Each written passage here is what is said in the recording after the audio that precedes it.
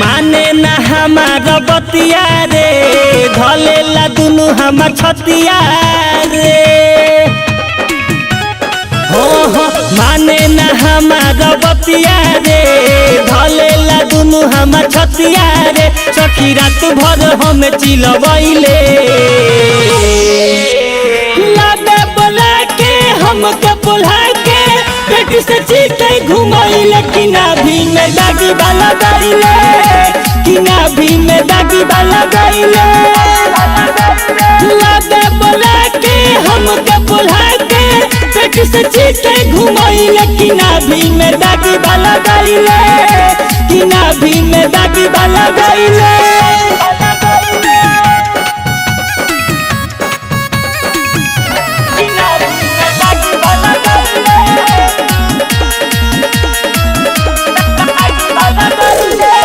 बानी परेशान ओकरा रहन से कबो हमरा लागल रहे बहन से अरे सखी बानी परेशान ओकरा रहन से कबो हमरा लागल रहे बहन से पता चले नहीं मारे के धीरवले लागे बोला के हमके बोला के पेट से चीते घुमाइले कि नाभि में दागी वाला गाइले कि नाभि में दागी वाला गाइले लागे बोला के हमके बोला के पेट से चीते घुमाइले कि नाभि में दागी वाला गाइले कि नाभि में दागी वाला गाइले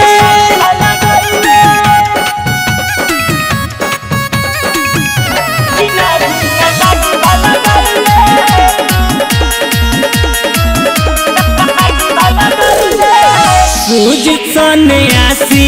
अमृत राजा हमारा के देले बड़ी साजा हाँ सुजित सन्यासी अमृत राजा हमारा के देले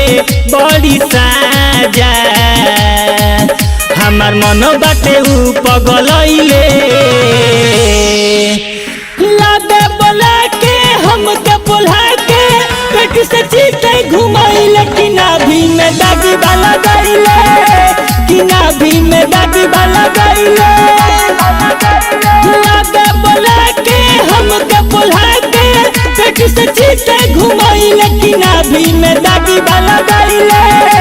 कि नाभि में दागी वाला गाइले।